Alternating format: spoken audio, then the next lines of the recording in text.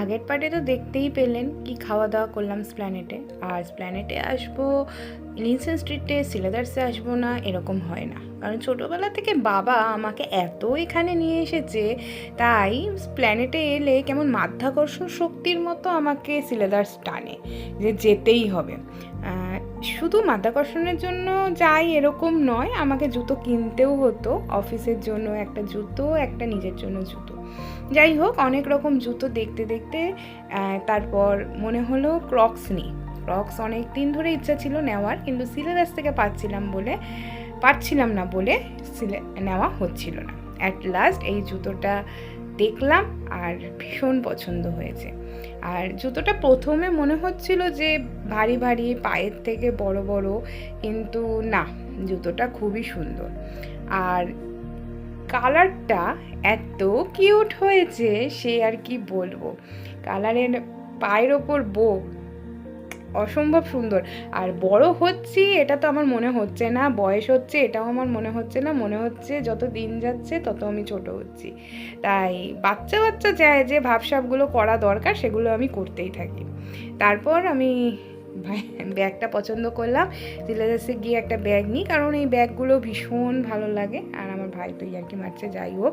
আর অনেক ধরনের ব্যাগ ছিল, কোন ব্যাগটা নেব দেখতে দেখতে এই ব্যাগটাই মনে হলো। আগেও একটা ব্যাগ ছিল, যাই হোক এই ব্যাগটাও নিলাম।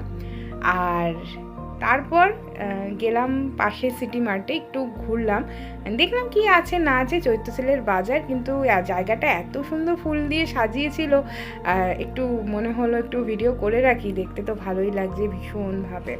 আর সূর্যমুখী ফুলগুলো খুবই ভালো। আর আমি আর ভাই গেছি, একটু সেলফি তুলবো না এমন তো হয় না, টুকুস করে একটু সেলফি তুললাম। আর গান চলছিল, ভাই তার তালে তালে নাচছিল, আমিও জামা কাপড় দেখতে দেখতে একটু নেচে নিচ্ছিলাম। তারপর দিন শেষে আমাদের বাড়ি ফেরার পালা। শিয়ালদা স্টেশনে এসে আমাদের একটা হিঙের কচুরির দোকান আছে, যেখানে বাবা সব সময় খাওয়াতো। সেখান থেকে হিঙের কচুরি খেলাম, যেটা খেলেও আমাদের খাবার হজম হয় না, মানে না খেলে হজম হয় না। আর তার সামনেই মালাই লস্যির দোকান, 20 টাকায় মালাই লস্যি। আজকে লস্যি 2বার খেয়েছি, না খেলে হতো না, এত গরম লস্যিটাই। আর ভিডিও করার চক্করে একটু পড়েও গেল, বুঝতে পারছি। যাই হোক, লস্যি টস্যি খেয়ে ট্রেনে বসে বাড়ি চলে এসেছি। আর এই জুতোটাও কিনেছিলাম, ওখানে তখন দেখা হয়নি, ঠিক মনের মতো জুতো। দেখুন পায়ে ঢোকাচ্ছি, এরকম জুতোই আমার অফিসের জন্য চেয়েছিলাম, যে পেছনটা ফাঁকা থাকবে। আর যাই হোক, ব্লগটা কেমন লাগলো জানাবেন কমেন্ট বক্সে।